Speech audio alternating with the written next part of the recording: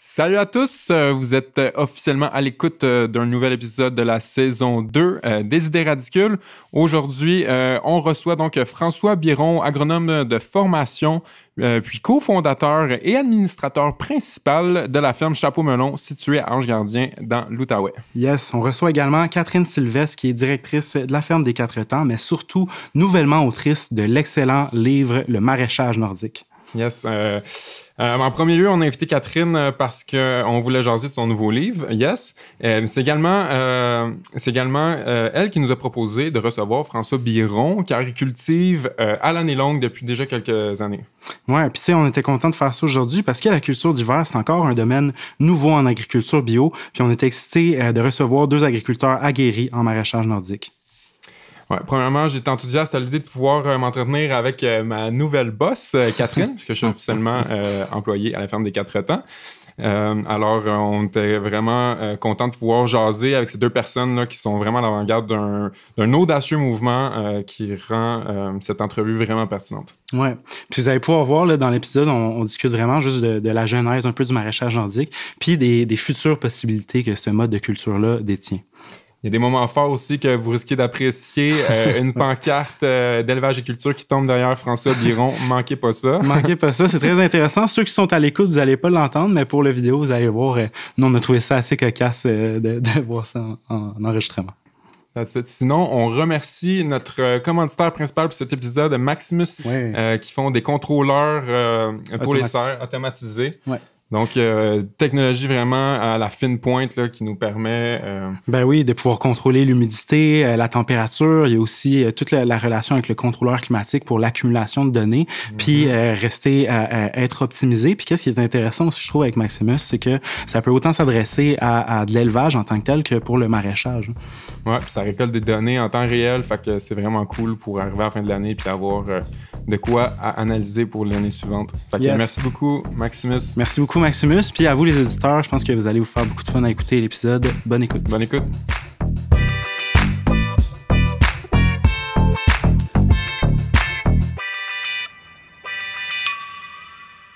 Aujourd'hui, on fait un épisode sur la culture d'hiver. On est présentement avec François Biron et Catherine Sylvestre. Comment ça va? Très bien. Yes. Ça va bien, vous? Ça va super, merci. Ça va bien. Je pense que pour le bien du podcast, on peut... Est-ce que ça vous dérange si on se tutoie? On va faire ça la version non radio-canadienne. On va se tutoyer ensemble, puis c'est correct? J'ai 41 ans. OK, bon... Tu mérites pas le vouvoiement. Désolé. Ben non, c'est loin. Bon, good. Ben, j'aimerais ça, moi puis Mike, je pense qu'on aime ça un peu commencer avec cette formule-là. C'est vraiment de savoir un peu c'est quoi les grandes lignes de votre parcours, ça a été quoi les éléments clés qui vous ont apporté où est-ce que vous êtes aujourd'hui, là, sans rentrer nécessairement dans la genèse, je suis né à tel moment, mais juste vraiment comme ça a été quoi les sparks qui vous ont amené où est-ce que vous êtes. C'est moi qui commence. OK. Moi, c'est les voyages. Donc, j'ai travaillé énormément sur des entreprises agricoles en voyage, ce qui m'a donné le goût de continuer à étudier là-dedans par la suite. Et puis, j'ai été engagé au ministère de l'Agriculture. Et puis, la plateforme agricole m'a permis de démarrer mon entreprise sans avoir une terre à moi. Et donc, ce qui m'a permis de bâtir là, mon entreprise, puis de convaincre un banquier de prêter des sous pour m'acheter la terre. Donc, voilà. Nice, merci. Moi, c'est un peu différent. J'ai commencé par faire des études à l'université dans un autre domaine complètement, qui est l'agriculture. Puis c'est à l'université que là, j'ai commencé à travailler en agriculture urbaine. Puis là, ça comme... Mon intérêt a commencé là. Puis c'est à partir de là, j'ai commencé à faire du woofing. Puis j'ai travaillé sur une première ferme après la fin de mes études. Puis c'est comme ça que, de fil en aiguille, j'ai commencé à travailler en agriculture à temps plein jusqu'à faire ça de ma vie. Là. Puis je suis aussi retournée à l'école en agronomie après avoir travaillé sur des fermes. Ouais. OK, cool. Ouais, félicitations, parce que tu es maintenant agronome depuis peu, c'est ça? Oui. C'est nouveau? Ouais. Maintenant officiel. Ouais, maintenant officiel? Ouais. Félicitations. T'as passé ton test. Fait que là, vous, les deux, ça veut dire que vous connaissez la poignée secrète des agronomes quand ils se rencontrent entre eux. Exactement. Surtout en latte, on s'en préféré. Mais sinon, je trouve ça quand même intéressant. Je pense que c'est de quoi qu'on entend souvent souvent dans un parcours, le voyage de qui fait partie souvent d'un processus. Mais non seulement ça, mais aussi l'agriculture urbaine, qui est souvent une porte d'entrée vers ce monde-là de l'agriculture. C'est cool. Oui, je sais pas, Catherine, mais moi, j'étais un néo, là, dans le fond. Moi, mes parents sont pas issus du milieu agricole. OK, bon, tu vois. Ouais, moi aussi, pas du tout. Bon. Zéro. On est tous des néos. Yes. Yes. Donc, je pense que pour commencer, c'est sûr, on va l'aborder. Écoute, Catherine, on te reçoit aujourd'hui, entre autres, pour le premier livre que tu as sorti à date dans ta carrière. Comment on se sent là, comme autrice sur le point de révolutionner le monde agricole? Rien de moins. Je pense pas que c'est ça qui est exactement, mais on sent bien. Tu sais, je pense que le livre, je pense pas qu'il va révolutionner l'agriculture. Ben peut-être, on espère, mais l'idée, c'était plus de compiler ce qui se passait déjà puis qui était déjà en train de révolutionner l'agriculture. Ouais. Tu sais, je pense pas que c'est le livre qui a tout changé. Tu sais, c'est plus un témoin d'un mouvement qui existait déjà sans nous. Là. Ouais. Non, c'est super cool. Puis, c'est ça. C'est quoi un peu la genèse de ce livre-là? C'est parti comment l'idée? Ça s'est fait dans quelle période de temps aussi? Le livre, il s'inscrit dans comme une continuité de tests qui se font à la ferme des Catans depuis plusieurs années, en fait, depuis le début de la ferme.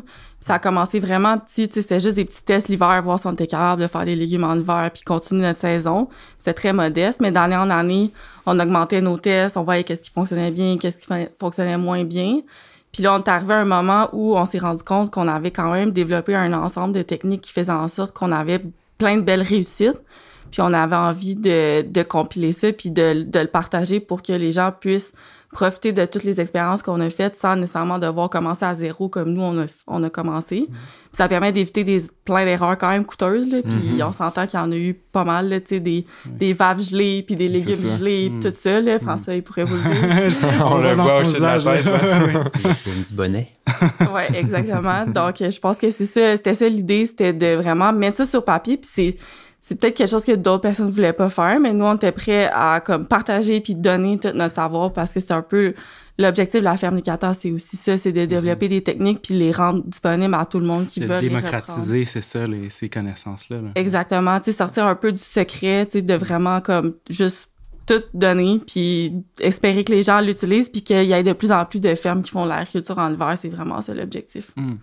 Puis je trouve ça cool parce que d'autant plus, comme tu le dis, ça réduit la courbe d'apprentissage. Mais tu sais, je pense que notamment aussi d'avoir quand même, tu sais, comme tu l'as dit, il y a quand même eu un avant de la culture d'hiver d'avant qui se faisait. François, tu peux en témoigner. Mais d'avoir quand même une certaine, tu sais, de poser une information qui a une cohérence aussi. Parce que des fois, on en a parlé même dans un autre épisode de formation en agriculture avec Dany Bouchard puis Pierre-Antoine Gilbert.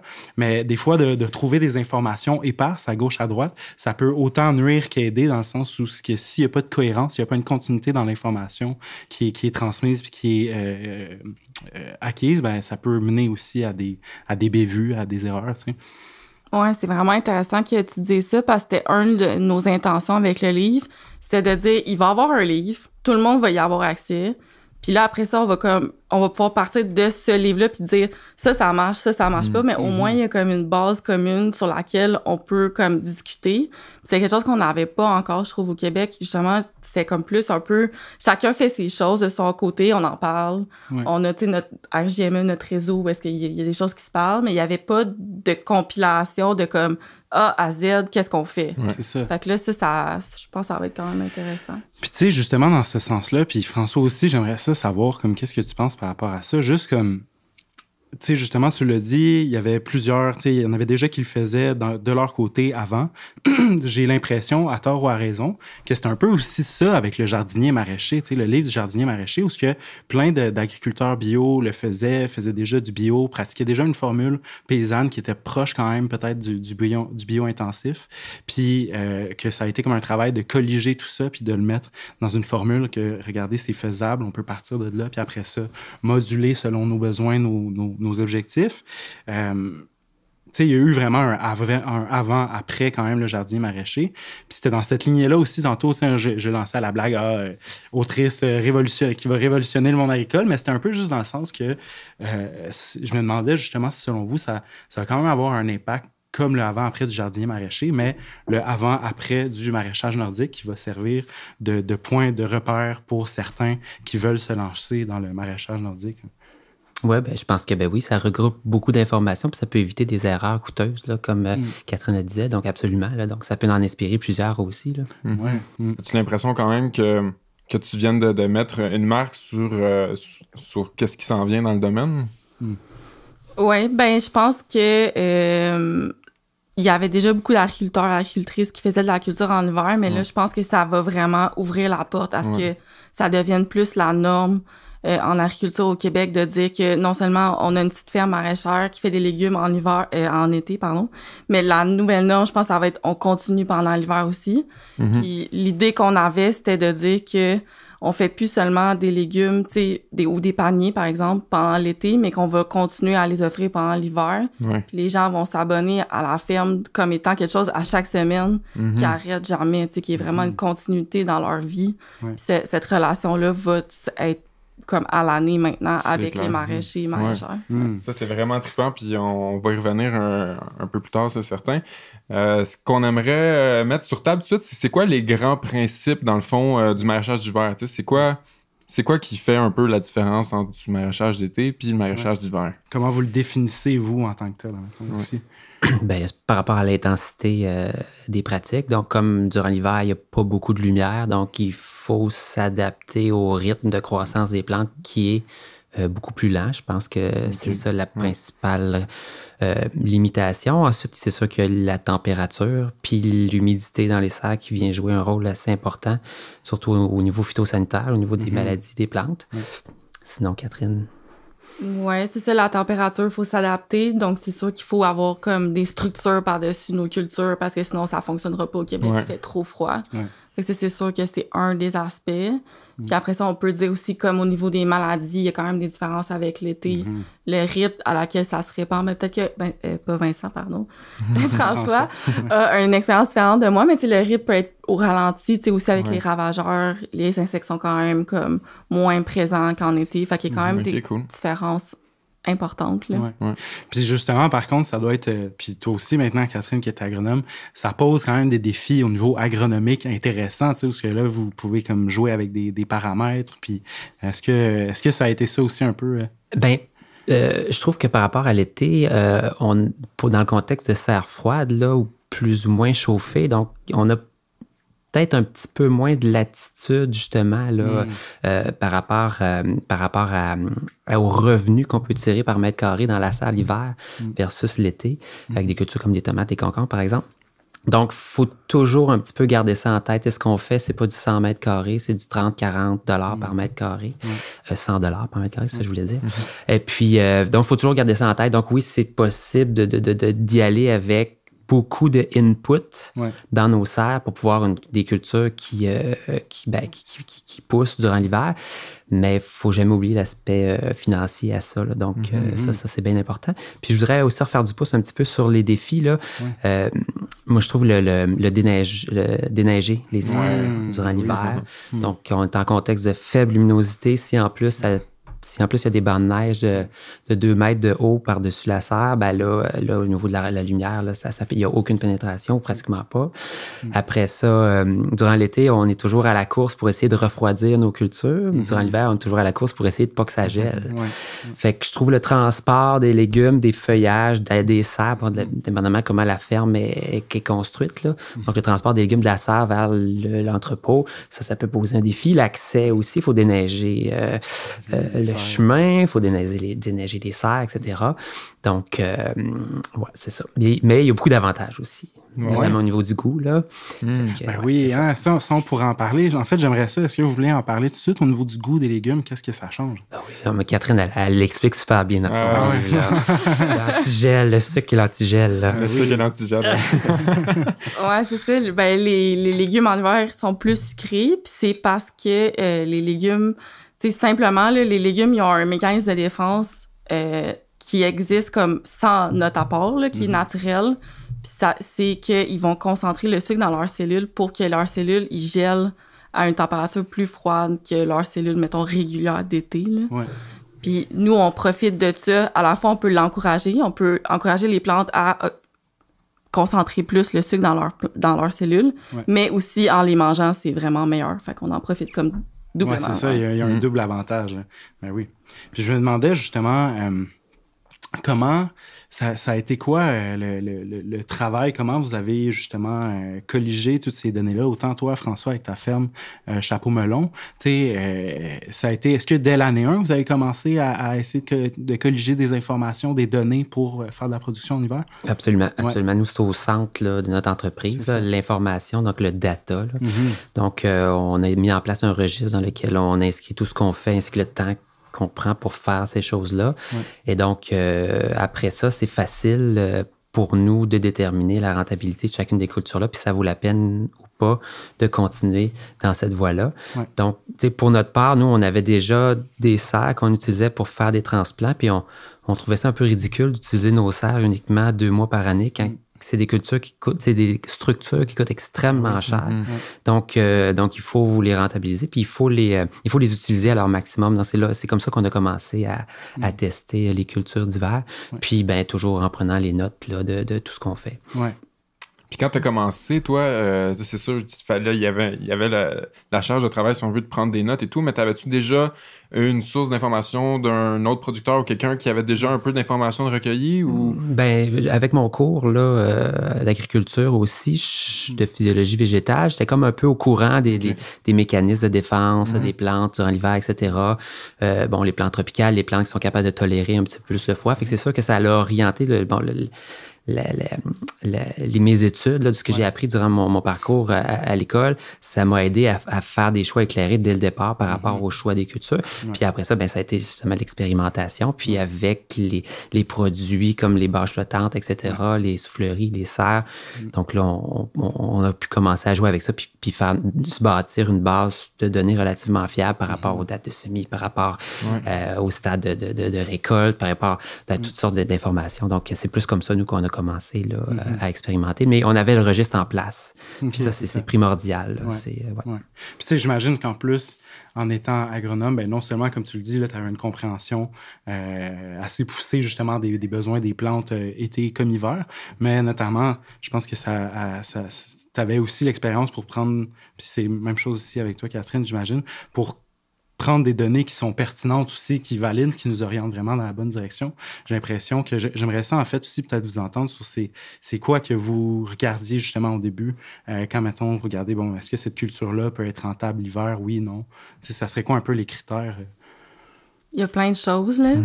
Il y a, une des choses principales qu'on regardait, c'est, mettons, le temps de repousse entre une première coupe, mettons, sur des exemples à roquette. Ouais. Le temps de repousse entre sa première coupe et sa deuxième coupe. Fait que là, tu vois un peu qu'est-ce qui fonctionne bien ou pas en hiver. Tu sais, par exemple, la roquette, elle repousse vraiment rapidement, même s'il n'y a pas beaucoup de lumière. Okay. Fait que ça, c'est des données vraiment intéressantes pour savoir est-ce que c'est rentable, combien de rendement on peut obtenir sur cette culture-là. Fait que ça pourrait être un exemple des choses qu'on prend en note. Après ça, tu sais, est-ce que la culture est morte à une certaine température? Fait que là, ça nous dit, peut-être que c'est peut-être pas la meilleure culture à faire au Québec parce que s'il fait, par exemple, je sais pas, moins 15 dans la serre, elle va geler. Fait que là, peut-être qu'on va laisser faire cette culture-là. C'est le genre de données qu'on peut prendre en note, là. Mais c'est sûr, tu sais, les rendements, faut les prendre. Les dates de semis avec la première date de récolte, faut les prendre. Puis un de nos plus gros défis, je serais curieuse de savoir, François, comment tu l'as vécu, mais un de nos plus gros défis, nous, c'est de savoir quand planter les choses pour que ça soit rentable. Tu sais, je réalise, il y a plein d'exemples à donner, mais tu sais, mettons, je pourrais donner un exemple. J'ai planté de la salade, genre le 20 octobre cette année, puis elle a juste pas poussé. Fait que tu sais, il y a comme... Puis des fois, je l'ai planté 10 jours avant dans mon autre serre, puis là, elle est magnifique. Fait que c'est comme vraiment difficile de trouver les bonnes dates pour que ça fonctionne bien. Oui, parce qu'on est dans un contexte de luminosité qui décroît, contrairement au printemps où la luminosité augmente. Fait que chaque fois que tu retardes ta transplantation ou ton semis d'une journée, ça te coûte très cher là, en termes de date de récolte là, plus tard. Fait que définitivement, mais tu sais, pour faire quelque chose de simple, dans le fond, il y a 2 facteurs principaux de la rentabilité d'une entreprise maraîchère. Là, c'est les rendements puis le coût de la main-d'œuvre. Fait que essentiellement, c'est ces 2 affaires-là qu'il faut que tu regardes. Puis si tu réussis à avoir des rendements suffisants avec un coût de main-d'œuvre réaliste, ça passe. ça passe. Puis après ça, le reste, bon, ben, tu sais, là, les dates de semis, etc., pour dans ma tête, c'est pas secondaire, mais ça vient après. Oui, c'est ça. Oui, je comprends.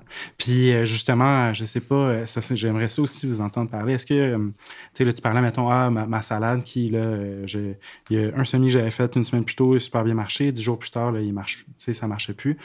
Ça a été quoi aussi? Est-ce qu'il y a eu une recherche quand même aussi, mettons, de variétés plus rustiques? Est-ce que vous avez fait des tests à ce niveau-là aussi?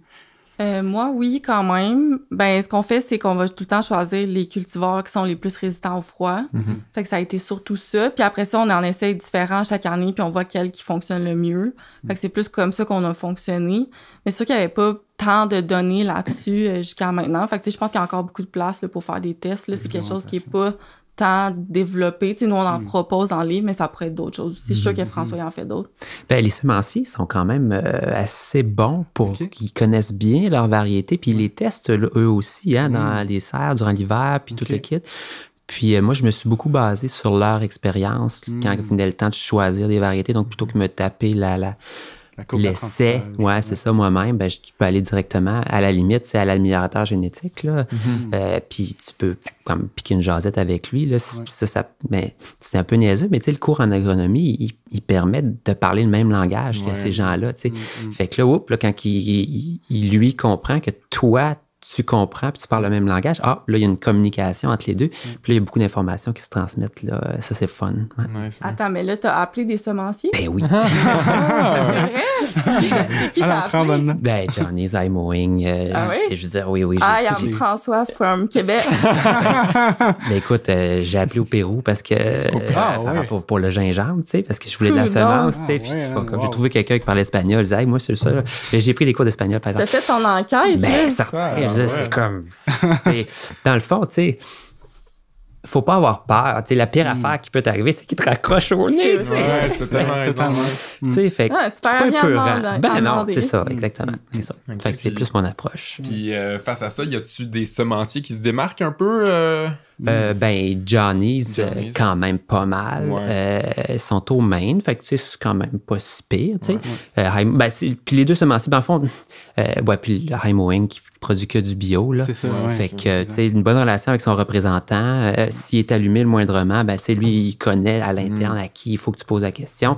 Tu as des techniciens en champ là-bas qui font les essais, justement, puis, tu sais, eux autres, qui ont tralé de données, puis eux autres sont dans la variété, tu sais. Nous, moi, c'est ça, je vais aller prendre leur information puis je vais essayer comme ce que me recommande me réfère plus. Puis t'as-tu vu à travers les années justement une offre grandissante de ces cultivars-là qui sont plus adaptés ou ben oui, c'est définitivement, tu sais, puis le livre de Catherine a contribué beaucoup à ça. Fait que c'est sûr qu'il y a un engouement là, puis il y a eu Elliott Coleman avant, tu sais, puis il y en a eu une couple, tu sais. Fait que tu sais, c'est comme elle dit, c'est pas nouveau, mais tu sais, ça prenait comme un livre pour le regrouper toute l'information. Centraliser, oui, absolument, oui, tout à fait.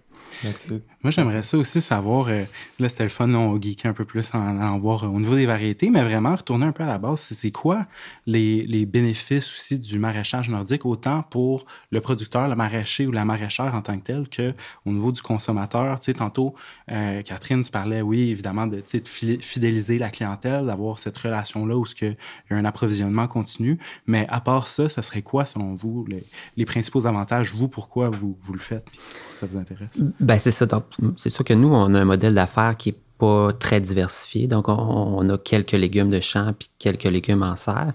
Puis donc, quand on a démarré l'entreprise en 2012, il fallait trouver notre place sur ce marché-là. Et donc, règle générale, tous les commerçants ont déjà leurs fournisseurs. Donc, il fallait trouver un moyen d'entrer sur le marché. Donc, on peut pas inventer de légumes. Je peux pas arriver avec un légume que personne connaît, que je suis seul à faire. La seule chose que je pouvais faire de différent, c'est d'avoir des légumes quand les autres en ont pas, d'où les serres hivernales.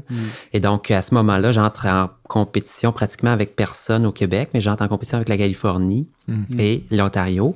Puis, règle générale, l'hiver, les prix sont relativement bons. Fait que ça tient la route là, sur papier, ce modèle-là. Donc, c'est là-dessus qu'on a décidé de miser. Puis, à notre grande surprise, On a fait des petits tests, là, dans une serre, tu sais, sur, je sais pas moi, 10 mètres carrés.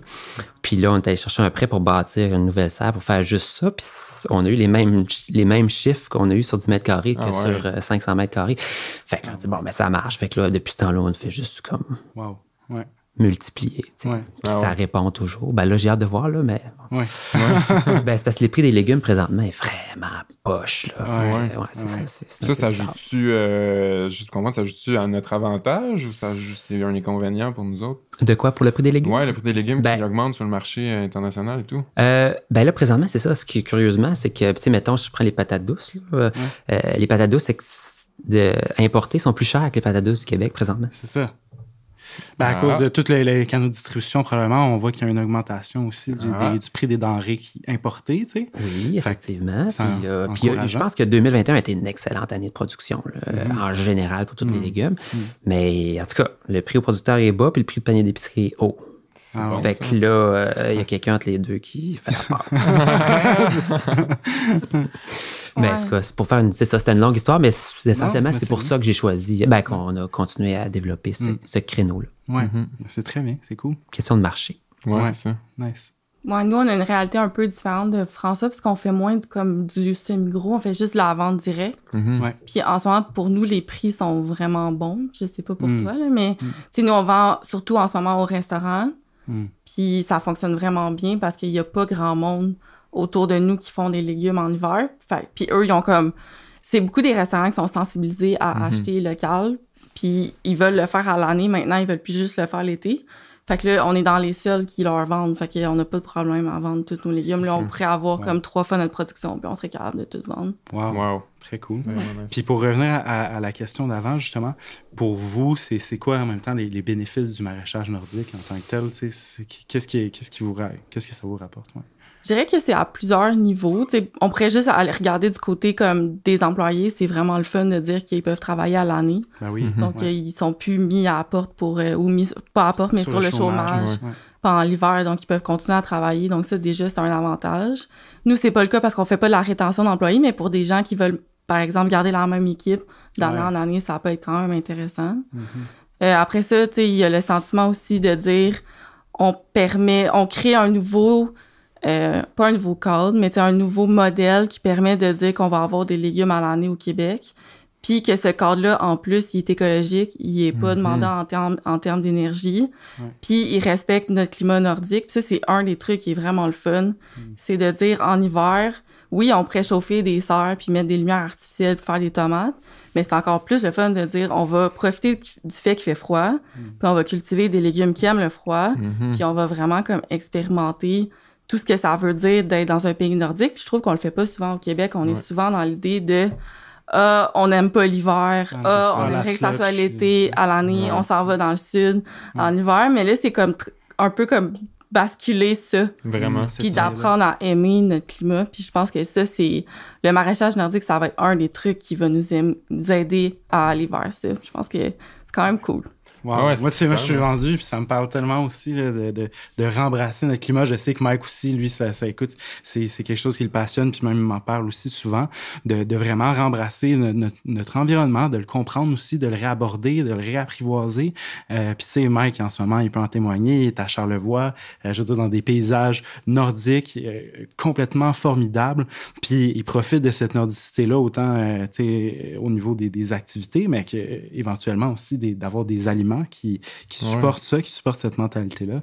C'est formidable. C'est trippant parce que pendant longtemps, c'est ça, quand on parle de souveraineté alimentaire ou d'autonomie alimentaire, on voit toujours ça comme un frein. Puis là, on est en train de réaliser le potentiel, puis que c'est plus seulement un frein, mais c'est ça, c'est un potentiel unique, de pouvoir offrir un produit que Californie ne vont jamais pouvoir apporter sur nos tablettes. T'sais. C'est ça devient quasiment une marque même culturelle là, en tant que telle, là, de dire, ça, c'est qu'est-ce qu'on produit, qu'on est capable de produire ici en hiver, puis c'est singulier. Ouais, je pense que là, ça reste encore une idée qui est mal connue.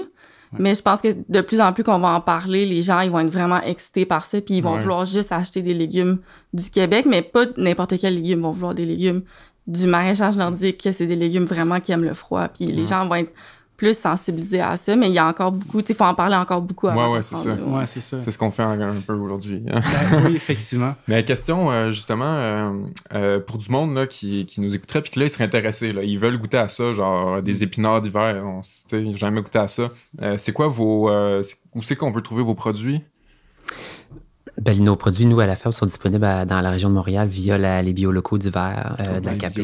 Donc, nous, on est des fournisseurs pour certaines lignes de produits, dont les crucifères, la mâche, la chicorée, les épinards, etc.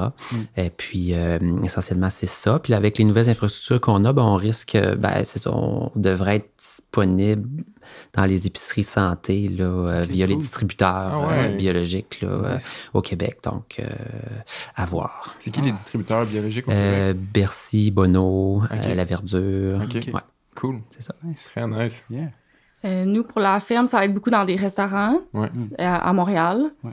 Puis après ça, on a aussi une boutique en ligne qu'on livre des légumes 2 fois par semaine à Montréal. Okay. Les gens, ils peuvent comme magasiner, puis ils peuvent aussi avoir nos légumes, mais aussi les produits transformés de la ferme, les charcuteries, les saucissons, tout ça. Fait que c'est le fun. Très cool. Puis justement, moi, j'aimerais ça. En plus, on va avoir un épisode, dans le fond, qui va vraiment traiter aussi uniquement d'agriculture puis de restauration. Puis dans cette ordre d'idées-là, ça serait qui les restaurants qui vous faites affaire à Montréal? Est-ce qu'on peut le savoir? C'est-tu correct? Oui, je vais essayer de m'en rappeler. Il y en a vraiment beaucoup. Ouais, OK. Il y a le Lawrence. Okay, il y a le Tuck Shop. Ouais. Il y a toute la famille Joby, fait que le vin Papillon. Ah oui, ben oui. Le vin Mon Lapin, tous ces restaurants-là. Wow. Mais c'est ça, si vous allez sur notre site web, vous allez tous les voir. Il y en a comme au moins entre 15 et 20 auxquels on livre à chaque semaine. Ah ouais, ça donne faim. Bon. Moi, je me demandais justement, tu sais, là, on parlait, il y a encore un peu la mentalité qui est à changer au niveau de réapprivoiser l'hiver. Est-ce que vous sentez en ce moment une ouverture au niveau de la population? Je ne sais pas si vous êtes dans une bonne position pour le sentir, mais juste selon vous, selon votre opinion, est-ce que vous sentez une ouverture de la population en ce moment vers les produits d'hiver du Québec? Je pense qu'il y a un gros travail de marketing à faire, là, énorme. Là. C'est de la méconnaissance. Je pense qu'il y a une ouverture de base, là, mais sauf que je pense que l'idée est pas encore ancrée dans la tête des gens. Puis il y a aussi une éducation là, quand même. Là. Bon, les épinards, les gens connaissent ça. La roquette, OK, on tombe dans le funky un petit peu. La mâche, si t'es pas loin des Européens, peut-être que tu connais ça. C'est tellement bon. Oui, c'est quelque chose d'intéressant. La chicorée, le mélange de moutarde, etc., ça, c'est quelque chose qui pousse extrêmement bien l'hiver. Pourtant, c'est très, très méconnu. Donc nous, on fait notre bout, mais je pense qu'il y a un autre bout aussi là, au niveau des communications là, chez le consommateur. Donc, il faut qu'il, lui, il redécouvre un petit peu. Il découvre carrément à partir de zéro là, ces produits-là. Oui, je pense qu'il faut repenser notre alimentation en termes de que ça soit tout le temps local, mais ça veut dire qu'en hiver, il va falloir apprendre des nouvelles recettes qu'on n'est pas habitué de faire, puis d'accepter qu'on peut pas toujours faire n'importe quelle recette. Il faut choisir qu'est-ce qui va avec qu'est-ce qui pousse au Québec. Ça, c'est clair qu'il y a encore un travail à faire là-dessus. Puis, justement, comme François dit, en hiver, il y a beaucoup de légumes qui poussent bien, que c'est des légumes qu'on connaît pas au Québec. Fait que là, il faut apprendre à comme les pousser, puis je trouve qu'une fois que les gens y goûtent, par exemple, là, c'est bon, puis ils vont vouloir les racheter, mais il faut les amener à faire la première fois. Passer cette barrière-là un peu craintive là, de l'alimentation. C'est qui pourrait nous aider dans cette mission-là de sensibilisation, d'éducation, de faire découvrir ça? Chantal Fontaine. Chantal Fontaine. Ricardo, clairement. Ben là, il est venu à la ferme, Ricardo. Ah ouais? Puis il a pris des photos, puis là, ce qui est vraiment excitant, il a pris nos légumes, puis il a fait des recettes avec les légumes d'hiver. Et mon Dieu, c'est ça que ça prend. Ça, c'est le début d'une belle collaboration en vue, ça. Ça va être dans son magazine, je pense, le mois prochain. Wow. Vous regarderez ça. Wow. Très cool. Bravo, Ricardo. Merci. C'est ça. Faut vraiment faire attention parce que, Ricardo, c'est quand même vraiment populaire. Puis là, s'il monte, si ça pogne, puis il n'y en a pas dans les épiceries. Puis l'offre est pas là. Ben là, c'est ça, là, on manque notre coup. Là, fait qu'il y a comme faut faire attention. C'est gros, Ricardo. C'est ça.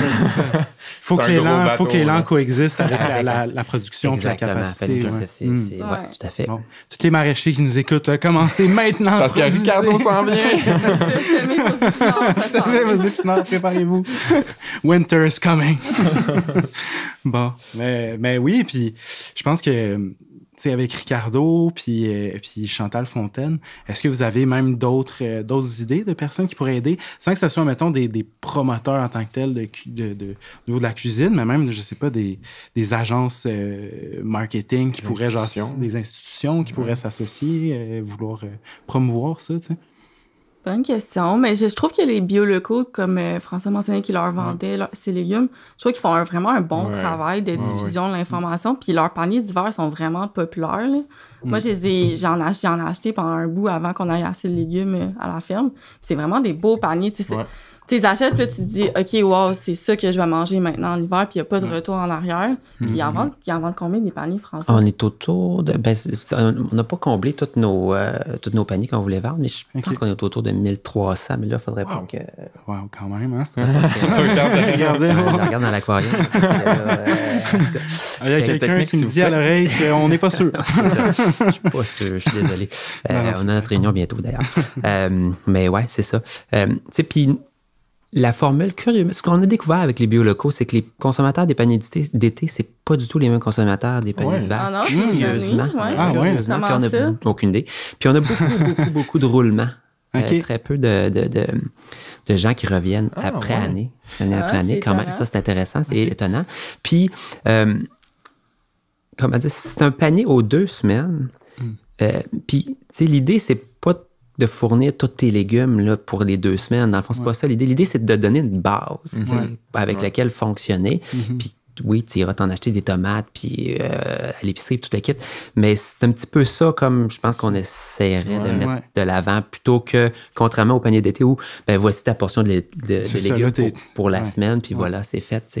Fait qu'il y a comme c'est pas la même chose. Ouais, c'est ça. Non, je peux facilement imaginer, tu reçois tes produits en ce moment, je me dis que ça doit être des produits de conservation, donc des légumes d'automne qui sont arrivés, qui sont conservés tout l'hiver. Mais là, il y a des produits frais, justement, grâce à vous, qui s'en viennent.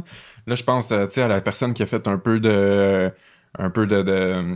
conserve, des trucs marinés, des trucs fermentés. Puis là, ben, tout d'un coup, tu commences à avoir... Des produits frais qui arrivent, on parle d'épinards. T'as un panier qui est vraiment intéressant en hiver, là, puis ça devient cool à cuisiner. Là. Ben oui, totalement. Puis... pour faire du pouce aussi, même sur cette idée-là, tu sais, je pense que ça peut être quand même plaisant, même si c'est pas la totalité de ton épicerie ou de ton alimentation, mais quand même de savoir que, comme tu as dit, François, la base est là, puis vient de fermes ici au Québec, même en hiver, puis qui sait, peut-être qu'avec le temps, il va y avoir assez d'offres pour pouvoir donner quelque chose d'intéressant, même parce que là, on n'a même plus besoin d'aller complémenter avec des trucs à l'épicerie, sauf pour des produits vraiment spécifiques, admettons. Puis justement... en fait, je voudrais revenir aussi un peu en arrière avant d'embarquer dans le futur du maraîchage nordique, revenir un peu à la genèse du maraîchage nordique. Je sais que Catherine, je pense que tu l'abordes aussi dans le livre de où c'est parti cette idée-là, ça vient d'où, tu sais? Oui, ben en faisant la recherche pour le livre, on a réalisé que le maraîchage nordique, c'est vraiment pas nouveau au Québec. Puis en fait, on l'a oublié avec la mondialisation, tu sais, les quelques décennies de la mondialisation, mais avant... ça, il n'y avait pas la possibilité d'importer, ou c'était très rare là, d'importer des légumes au Québec, des légumes qui proviennent du Sud. Fait que nos ancêtres, ils n'avaient pas le choix d'avoir des stratégies, soit de conservation de légumes, comme avec les caveaux qu'ils avaient dans le temps. Fait qu'ils récoltaient tous leurs légumes à l'automne, ils mettaient dans leurs caveaux. Puis là, ils pigeaient là-dedans pendant l'hiver. Ça, c'est un aspect, mais il y avait aussi des aspects d'avoir de la primeur, d'avoir des légumes plus rapidement au printemps. Puis là, dans le livre, on donne l'exemple des couches chaudes que... ils mettaient du fumier, puis ça créait de la chaleur, puis là, ils plantaient là-dedans avec une fenêtre par-dessus, puis là, ils pouvaient avoir des légumes, vraiment plus tôt au printemps. Fait que, mettons qu'il y avait plus beaucoup de légumes de conservation, là, il y avait des légumes plus rapidement. Fait que, c'est comme toutes des choses, des stratégies qu'on a un peu oubliées, en fait, qu'on a oubliées complètement. Puis là, on revient vers ça, puis on réalise qu'il y a plein de possibilités. Puis eux, ils le faisaient pour la sécurité alimentaire, mais là, je pense qu'on est comme à un autre niveau. C'est plus pour la sécurité alimentaire qu'on voudrait le faire, c'est plus comme la souveraineté alimentaire. Fait que les objectifs ont changé, mais les méthodes, je dirais qu'ils restent quand même les mêmes, mais c'est adapté avec des nouvelles technologies qu'on a. C'est ça. T'en as glissé un mot tantôt, François, mais tu sais, on parle de serre. Je sais pas si ça date de quand, là, les serres qu'on connaît aujourd'hui. Ben déjà juste les polyéthylènes. Là. C'est ça, Polyéthylène, ben c'est oui, ça. Qui sont les plastiques là, Ouais. qui... Par-dessus pour les les serres, serres, ouais. les toiles flottantes non Ouais. tissées, ça, Ouais. c'est vraiment une révolution. Là, Si on parle de quand même. quoi, donc, toile flottante non tissée? Ben, on parle des Novagrill, là, je Ouais. pense que c'est le nom commercial. Agril, Ouais, Novagrill, les Agril, ouais. exactement. Ouais. Tu l'achètes en fonction du poids au mètre carré. Donc, puis en fonction du poids, ben, tu peux... ça réduit la perte de chaleur durant la nuit, mais le côté négatif, c'est que ça laisse moins passer de La lumière. lumière, Donc, bon, il y a comme un équilibre à y avoir là-dedans. Fait que c'est une petite couverture qu'on met sur la nuit, C'est ça. qu'on place la nuit. Puis... Je sais que j'ai même déjà exactement. entendu parler de gens, même pour peut-être les jardiniers amateurs qui nous écoutent à la maison, des gens qui faisaient ça avec des draps qui sont pas trop opaques là, pour essayer de faire un peu. C'est sûr que, écoute, moi je pense que si jamais il y a des gens qui veulent tester faire des tests chez eux, la Novagrill, je pense qu'elle existe même dans des dimensions qui sont pas trop énormes, là, qui sont pas juste pour des maraîchers professionnels. C'est sûr qu'il va y avoir une différence entre le petit drap à la maison puis la couverture Novagrill. Ouais. Tu as parlé aussi de soufflerie tantôt. Oui, donc c'est un mécanisme qui permet de souffler de l'air entre les deux plastiques de la serre, donc les deux films de polyéthylène. Donc, ça permet parce que l'air est un isolant, donc ça permet d'isoler quand même là, une partie de la serre. Ben, en tout cas, disons que ça permet de ralentir la perte de chaleur par les côtés.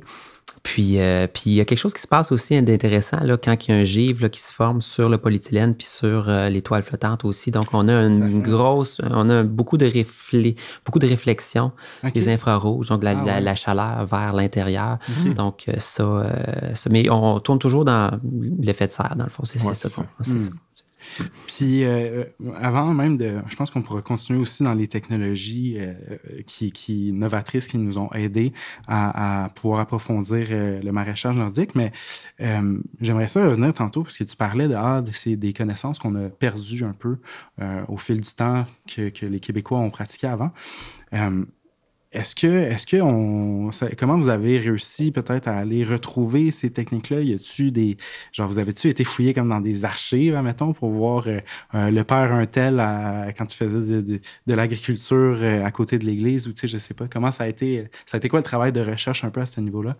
Oui, c'est quand même accessible, mais tu sais, on donne l'exemple de l'abbé Proux qui était un agronome, puis lui, il faisait des films sur ces techniques, fait que tu peux aller voir ça quand même facilement. Ah ouais. Ouais, puis lui, ce qui est intéressant, c'est qu'il a voyagé en Europe, puis là, il a été témoin qu'en Europe, il y avait aussi, on les appelle les maraîchers et maraîchères de Paris, là. C'est des gens qui faisaient des légumes autour de la ville de Paris au 19e puis au 20e siècle. Puis lui, il est allé, puis là, il les a vus, puis il a vu leur technique, puis là, après ça, il les a filmés, puis là, il a pu ramener ça au Québec, puis à travailler avec ça. Ouais. On dirait que là, lui, il a fait plein de choses, mais là, dès qu'on a importé des tomates puis des concombres, puis on a comme arrêté. Oui, Oui, parce qu'on est à la même latitude que Bordeaux, finalement. Ouais, Fait exact. qu'au niveau Fait de la que- luminosité, ça devrait être similaire. C'est juste à cause du courant jet. Là. Ah ouais, c'est ça. Courant jet, il y avait de la chaleur en Europe. Ah ouais, c'est ça. Ça change un petit quelque chose. Mais les techniques sont un peu transmissibles. Absolument, d'un à absolument, l'autre. tout à fait. Ouais.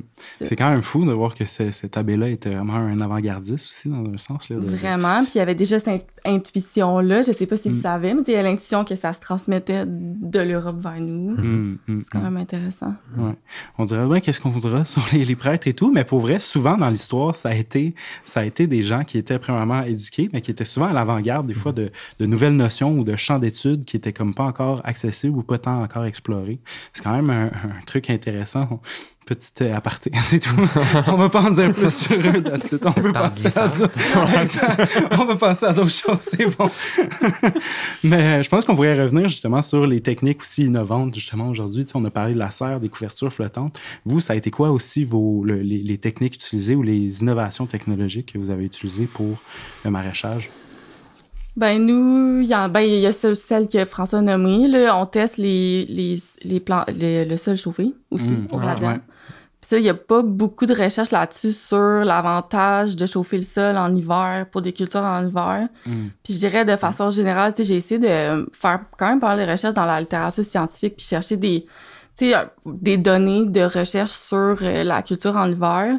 Puis il n'y a pas beaucoup de recherches qui ont été faites. Tu sais, c'est vraiment un domaine dans lequel je pense que là, il commence à avoir un intérêt. Là. La recherche, ça commence à suivre aussi la pratique, là, mais il n'y a pas beaucoup de données terrain aussi, là, parce qu'il y a beaucoup de données, mettons, dans des laboratoires, mais des données qui ont été prises dans le sol, il n'y en a pas tant que ça. Mais c'est ça. Fait que le chauffage du sol, ça serait un domaine que nous, on teste, mais que on n'a pas, on n'est pas un laboratoire non plus, là. On ne fait pas des tests scientifiques, là. On fait juste l'essayer, voir si ça marche. Des observations. Exactement. Pour nous, ça fonctionne bien, mais après ça, voir... comparer aussi avec le prix que ça coûte, est-ce que c'est vraiment rentable de faire ça? Ça, je pense que ça serait quelque chose à tester, là. Moi, je me demande, comment, mettons, expliquer ce manque d'intérêt-là, mettons, du champ scientifique en maraîchage, pour le maraîchage nordique? Est-ce que vous... Ben, il n'y a pas d'industrie en arrière de ça pour backer les recherches. Fait que, c'est sûr que si tu as 2000 hectares de serre de tomates, ben, c'est facile d'aller chercher du financement pour faire la recherche, pour répondre aux questions de ces gens-là. Ouais. Faut savoir aussi qu'il y a beaucoup de recherches universitaires, comme François le touchait à cette idée-là, sont financées là, directement par l'industrie. Une université fait pas toujours des recherches indépendantes. Ah non? Il y a quelqu'un qui met de l'argent en arrière. Fait qu'il faut avoir quelqu'un qui a un intérêt à mettre de l'argent. Puis en ce moment, les fermes qui font ça, c'est pas des grosses fermes qui ont des gros sous pour mettre là-dessus. Là. Ouais. Puis ça m'en vient à réfléchir à, y a-tu de la place dans ce contexte-là pour de la science citoyenne, pour aller récolter justement des données sur tout ça? Tu sais, je sais que c'est quelque chose qui demande des fois... qui demande, je sais pas, quelqu'un qui va venir récolter tout ça, ou je sais pas trop comment ça marche, mais... Ben, tout aide est bienvenu, là, j'imagine. Là. Nous, notre problème à la ferme, c'est que souvent, on établit des protocoles puis des essais comme sur la ferme, puis on devient toujours bien excité par rapport à nos projets. Puis là, dans le tumulte, la saison, finalement, t'as-tu récolté telle planche individuellement pour aller chercher les données parce qu'on a fait telle... Puis là, non, j'ai pas fait ça. Fait que, fait que tu sais, d'avoir quelqu'un dédié à ça, je pense, sur la ferme aussi, ou qui est responsable, peut-être pas uniquement, là, mais moi, je serais prêt à payer un chercheur, tu sais, avec d'autres fermes, tu sais, pour qu'il puisse, comme, justement... gérer tout cet aspect-là, là, mais bon, c'est ça. C'est intéressant. Je pense que ça pourrait être cool. Puis, tu sais, notamment, je sais qu'à mettons, le CETA Plus aussi, puis même Agriculture Régénération Canada, eux font des visites à même les fermes. Je pense qu'avec l'intérêt, comme tu le disais tantôt, eux, je pense que c'est des gens qui pourraient quand même avoir les moyens d'envoyer des chercheurs sur des fermes faire ces expériences-là. T'en parles-tu, Catherine? Non, mais tu sais, parce que, bon, on parle des recherches, etc., mais faut pas oublier qu'on a le CETA+, qui est une vitrine technologique. Bon, je suis pas sûr du vrai vocabulaire, là, mais une vitrine technologique sur les cultures en hiver, puis il y a une chercheuse, Charlotte, qui fait ça pratiquement à temps plein. Je l'ai écouté d'ailleurs dans une conférence de pas si longtemps avec Pam Darling, puis elle est excellent. Voilà. Fait que tu sais, on n'est pas tout nu non plus, là. Il y a des gens qui s'intéressent à ça, puis il y a du, comme, bon, voilà. Faut reconnaître quand même l'expertise, les efforts qui sont faits aussi. Tout à fait. Puis on fait partie d'un réseau de fermes qui font des cultures d'hiver. Donc, on prend des données sur notre ferme en lien avec les projets du CETAB. Cool. Il y a le CRAM aussi, qui est un centre de recherche à Mirabel qui fait des suivis dans les cultures froides. Tu sais, je dirais que les centres de recherche, ils vont suivre ce qu'on fait. Puis ils s'intéressent de plus en plus à l'agriculture biologique et au maraîchage sur petite surface. Fait que si on fait des légumes en hiver, ils vont venir puis ils vont faire des projets de recherche. Fait que je dirais que ça va s'en venir, les résultats, mais la recherche, ça prend du temps. Eux autres, ils veulent les tester sur 3, 4, 5 ans. Fait qu'il faut attendre. Là, je dirais qu'on est encore au début. T'sais, dans 5-10 ans, là, on devrait avoir des articles qui sortent, puis plus de données. Puis... C'est ça. Quelque chose de plus éprouvé aussi. Il faut être patient. Nous, on le fait parce qu'on sait que ça fonctionne, parce qu'on est des pratiquants. Mais eux, ils veulent vraiment, eux et elles, ils veulent vraiment avoir les données puis que ce soit exact. C'est deux façons de travailler, mais les deux s'alimentent ensemble. Puis, moi, je me demandais, parce que là, on a parlé beaucoup du maraîchage nordique puis de tout aussi les bons côtés dans le sens que, comment c'est le fun, mais est-ce qu'il peut y avoir des pièges à ça? Puis pour, mettons, expliquer un peu ma pensée, est-ce que ça serait l'intérêt de faire pousser des ananas au Québec dans une serre à -20 en plein hiver, tu sais? Ben c'est ça. Je pense que le principal piège, c'est d'y aller avec des gros investissements parce que c'est ça, l'argent au mètre carré, puis le rythme de croissance aussi est différent en hiver, beaucoup plus lent en hiver. Donc, il faut qu'il y ait un équilibre entre les deux. Donc, mais il se fait du citron là, au Québec. Donc, oui, il y a des intérêts, mais... Moi, mon approche par rapport à ça, c'est que, tu sais, mettons, je prends un arbre, mettons, comme le citronnier, là, puis j'ai tendance à me dire, OK, bon, c'est quoi son facteur limitant à lui? Tu sais, parce que, tu sais, on est toujours en train de repousser les facteurs limitants. Donc, c'est-tu la température, c'est-tu la saison de croissance, c'est-tu la luminosité? Bon. Fait qu'une fois qu'on a localisé les facteurs limitants, ben là, après ça, on est capable de voir si on est capable de les corriger avec des infrastructures, etc. Donc, c'est plus notre approche à nous. Donc, tu sais, mais je pense qu'il y a de l'intérêt quand même, là, parce que, tu sais, on n'est pas loin d'être capable de faire des figues, on n'est pas loin d'être capable de faire plein d'affaires, tu sais. Il faut juste trouver la bonne méthode environnementale puis financière qui nous permet de le faire. C'est ça. Puis est-ce que, selon toi, il peut quand même, malgré tout, y avoir comme une espèce de... un danger un peu là-dedans, dans le sens où, justement, là, on va peut-être délaisser un côté un peu plus aventureux, tester des variétés rustiques ou quelque chose dans le genre pour aller vers, mettons, justement, faire pousser des plantes tropicales, subtropicales, tu sais. Oui, ça peut arriver. C'est comme le balancier, comme il va atteindre un extrême puis il va revenir, tu sais. Mais là, à ce moment-là... C'est difficile à dire. Ouais, je comprends. Ça va arriver. Moi, je pense que ça va arriver. Ouais. Si on est capable de faire pousser des légumes dans les entrepôts, moi, je considère que c'est quand même un extrême. Non. Oui, effectivement. Ouais. Ben, je pense qu'il y a un côté idéologique à ta question, là. Oui. C'est vrai qu'on s'en va. La science politique qui arrive.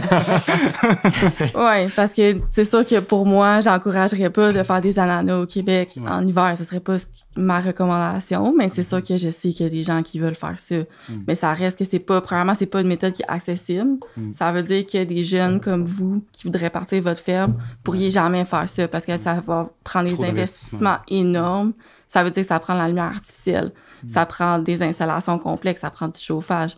Fait que tu prends une méthode qu'on voulait accessible, qu'on voulait, tu sais, horizontale, que tout le monde pouvait un peu démarrer avec un minimum de connaissances. Tu rends ça complètement inaccessible. Puis moi, je pense pas que ça devrait être le modèle pour notre agriculture, surtout pas l'agriculture en entrepôt, là. Je pense que, tu sais, on veut demeurer dans l'agriculture biologique qui est le plus proche possible de la nature puis qui respecte, tu sais, qu'on fait pousser les choses dans le sol avec la lumière naturelle. Puis ça, c'est sûr qu'il y a pas tout le monde qui suit avec ça, tu sais, il y a des gens qui aiment beaucoup la technologie puis qui ils voient pas l'avantage là-dedans. Fait que, tu sais, là, c'est un débat d'idées rendu là. Puis, tu sais, peut-être que dans un sens, il pourrait avoir de la place pour les deux, mettons, dans le sens que s'il y a des gens qui ont l'argent, mais peut-être pas nécessairement à des fins commerciales, je sais pas, mais qui ont envie de geeker en bon français, de faire des tests, d'essayer, puis ça peut être une possibilité, mais que malgré tout, on garde quand même, c'est ça, nos balises au niveau des valeurs, qui pour pas nécessairement s'égarer dans des avenues, mais encore une fois, comme tu dis, ça dépend, je pense, encore une fois, du point de vue, puis de l'angle avec lequel on regarde. Moi, je me demandais, avant, on arrive bientôt à la fin du podcast, c'est quoi un peu vos espoirs à tous les niveaux, surtout pour le maraîchage nordique, mais tu sais, ou sinon, si vous avez des projets spécifiques face à votre ferme, qu'est-ce qui s'en vient, en fait? Quand tu réfléchis, c'est quoi tes projets? Ben là, tu as développé tes serres. Tu veux faire plus de surface de culture? Oui, ben c'est ça. J'essaie de... Comment je pourrais dire ça de manière simple, là? Si tu mettais tous les consommateurs là, sur un axe, là, si tu aurais une courbe de distribution normale, bon, fait que là, avec les fermes, petites fermes maraîchères, on vise beaucoup le bout de la courbe, là, ceux qui sont très, très, très conscientisés du Québec. Mais moi, je pense qu'il y a vraiment beaucoup, beaucoup de consommateurs, là, un petit peu plus vers le centre de la courbe, qui sont peut-être un petit peu moins ouverts, mais qui auraient intérêt, je pense, à aller à bénéficier des cultures d'hiver, dans le fond. Fait que nous, c'est un petit peu vers là qu'on s'en va. Fait que, tu sais, dans le futur, j'ai de la misère à sortir l'agriculture d'hiver de mon entreprise. C'est sûr que, tu sais, mon entreprise, moi, sais, il faut qu'elle soit transférable, faut qu'elle puisse être, faut qu'elle soit résiliente, faut qu'elle puisse se passer de moi comme gestionnaire si je veux si je veux que mon entreprise ait une valeur sur le marché, tu sais. Fait que présentement, je te dirais que c'est plus ce genre de questionnement-là que moi j'ai par rapport au futur. Puis c'est là-dessus que je travaille beaucoup, là. Mais bon, c'est ça, on reste toujours à l'affût des nouveaux développements pour les cultures en hiver. Mais le futur, moi, j'ai l'impression que je m'intéresserais beaucoup à thermodynamique, donc au mouvement de chaleur. Dans les serres durant l'hiver, puis essayer de mieux comprendre un petit peu comment on pourrait mieux faire pour conserver la chaleur, ce qui nous permettrait d'avoir de mieux déshumidifier et donc de mieux cultiver aussi. Ouais. Fait que moi, je pense qu'à ce niveau-là, c'est ça. Les flux de chaleur. Où la chaleur? Es-tu dans le sol? Es-tu dans la structure? Es-tu où? Comment qu'elle se transmet? Puis y a-tu moyen de stocker la chaleur pour pouvoir l'utiliser plus tard? C'est intéressant, ça. T'as-tu regardé du côté, tu sais, les gens qui font comme des gros barils d'eau, là, qui maintiennent la chaleur? C'est des masses thermiques. C'est ça. Les Chinois avec le serre au nord, avec la masse thermique. Chez nous autres, on a une maison solaire passive, puis ça marche au bout, mais sauf qu'elle est isolée, notre maison. C'est ça. Fait que jusqu'où on est capable d'aller là-dedans? Puis ça nous prend des données intéressantes. Mais là, c'est ça, je parle un peu à travers mon chapeau, mais je pense qu'il y a de quoi? Quand même. Les thermopompes, puis la géothermie, puis comment on est capable d'utiliser ça? Parce que c'est bien beau brûler du propane, mais. C'est ça, l'électrification, ça peut être quelque chose. Comme tu dis, thermopompe, ça peut être le fun, ça aussi. Mais voilà. Cool. On va rester à l'affût, on va regarder qu'est-ce qui s'en vient. Yes! Justement, nous, c'est quelque chose qu'on va tester, les thermopompes. Là. Cool. On a un projet avec Hydro-Québec, ils vont installer des thermopompes dans nos serres. Ça, puis l'aérogéothermie. Oh, ça, j'ai jamais entendu. Non, aussi, c'est la première fois que... Je suis pas encore super connaissante, mais on va avoir différents systèmes, puis là, ils vont comparer l'efficacité énergétique, les coûts, tout ça. Puis ça va être le fun parce qu'on va pouvoir l'utiliser en hiver aussi, pas juste en été. Fait que ça s'en vient. Fait que c'est quand même un gros morceau de penser justement à l'énergie puis à notre consommation d'énergie pour les cultures dans les serres. Ça, je pense que c'est un des aspects qui reste à développer. Puis aussi, tu sais, le côté financier, ça reste des systèmes qui sont vraiment coûteux. C'est ça. Fait que ça va être une des choses. Après ça, pour moi, qu'est-ce qui m'intéresse? C'est plein de choses, mais j'aimerais ça essayer des nouveaux légumes. En tout temps, essayer de diversifier le modèle. Cette année, on a fait pour la première fois une coupe de nouveaux légumes. Le céleri, le persil, le chou chinois. Puis ça a tout vraiment bien fonctionné. Fait que c'est excitant. Puis après ça aussi, former les employés à la culture en hiver, ceux qui viennent à la ferme, les former là-dessus. Puis aussi qui trouvent ça excitant, parce que des fois... il fait froid l'hiver, puis t'as envie d'aller faire du ski. Fait que leur montrer que c'est le fun aussi de travailler en hiver, puis de faire des légumes en hiver. Puis après ça, eux et elles partent avec ce bagage-là, puis sur leur ferme, puissent continuer le modèle, puis l'améliorer. Fait que ça, c'est dans mes objectifs moyen terme, je dirais que c'est ça. Moi, perso, je regarde ça juste en finissant parce que je vais parler un peu de mes aspirations, mais je vois ça aller, puis comme nous qui se préparent tranquillement à partir notre projet aussi, de voir ça, je trouve ça intéressant. On a l'habitude d'avoir des étés vraiment, vraiment très intenses en se disant qu'il faut absolument faire tous nos revenus sur une courte période de temps pour l'année au complet. Puis là, de sentir qu'on va être capable de peut-être ralentir un petit peu. Là. Je pense pas qu'on va arrêter de faire du maraîchage l'été pour autant, mais de sentir qu'on va peut-être être capable d'étaler la charge de travail sur une année complète. En tout cas, moi, ça me donne beaucoup d'espoir pour la suite. Fait que, oui. Merci énormément pour votre travail. Merci d'être venu jaser avec nous autres. De votre expérience, votre générosité aussi. Vous êtes venu quand même de loin là, pour venir avec nous. Fait que c'est super apprécié aussi. Yes. Merci de nous avoir accueillis. Oui, merci beaucoup. Ça fait plaisir. Merci aussi à vous de nous avoir écoutés. Puis on se revoit. On se revoit pour le prochain épisode. Bye bye. All right, ciao. Merci d'avoir été des nôtres, guys. Grande nouveauté cette année, nous sommes aussi maintenant présents sur Patreon. Donc, tous les épisodes seront disponibles 2 semaines à l'avance en primeur. Puis, quelque chose me dit que tous les abonnés pourront également avoir accès à des contenus exclusifs. Alors, si vous souhaitez nous soutenir, allez vous abonner à notre compte Patreon, Les Idées Radicules. Sinon, comme d'habitude, tous les épisodes seront disponibles 2 semaines plus tard sur nos plateformes. Et donc, si c'est pas déjà fait, allez nous suivre sur notre page Facebook et la chaîne YouTube d'Élevage et Culture pour regarder tous les épisodes vidéo des Idées Radicules. Et puis, pour les amateurs de contenu audio uniquement, vous pouvez nous retrouver sur Spotify, Apple Music et Google Podcast. À la prochaine, guys! Salut, merci!